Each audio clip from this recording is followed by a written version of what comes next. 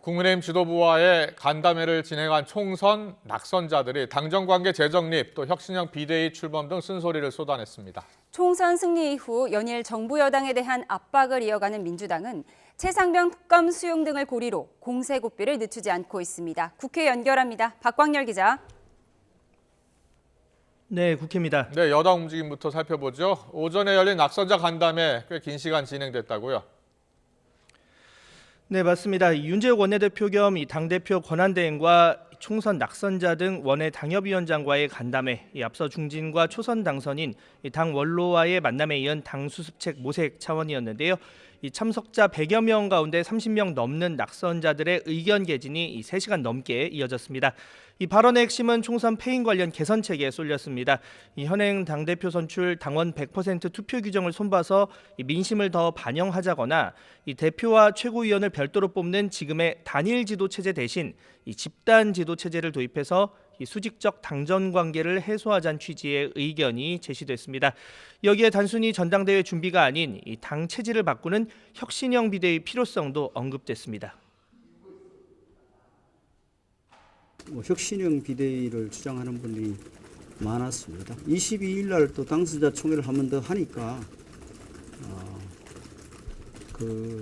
그때 또 의견을 들어보겠습니다. 네, 당내에선 앞서 당선인 총회를 통해 실무형에 기반을 둔 윤재욱 비대위 카드가 우세하다는 관측이지만 총선 패배 책임론과 영남 지도부 재추대 등과 연결지어 반대하는 기류도 일부 감지되는 분위기입니다. 친윤과 비윤, 영남과 수도권 의원 역학관계와 결부된 문제인 만큼 차기 지도부 선출 방식을 사이에 둔 기싸움이 더 치열해질 수 있다는 전망도 나오고 있습니다. 네, 이번엔 야당 상황 알아보겠습니다. 민주당이 정부 여당의 최상병 특검 등 쟁점 법안 수용을 연일 요구하고 있다고요. 네, 최근 윤 대통령 1호 거부권 법안인 양곡법 개정안을 본회의에 직회부하고 또 추경 편성을 요청하는 등 대여 강경 드라이브를 이어가는 민주당이 관련 공세에 힘을 실었습니다. 전세 사기 특별법 등 민생 법안과 함께 최상병 특검법 등 쟁점 법안의 21대 국회 내 임기 처리를 강조했는데요. 직접 들어보시죠. 주요 법안들을 21대 국회가 반드시 매듭지어야 합니다. 특히 최상병 특검법, 이태원 참사 특별법 추진에 정부 여당의 동참을 촉구합니다.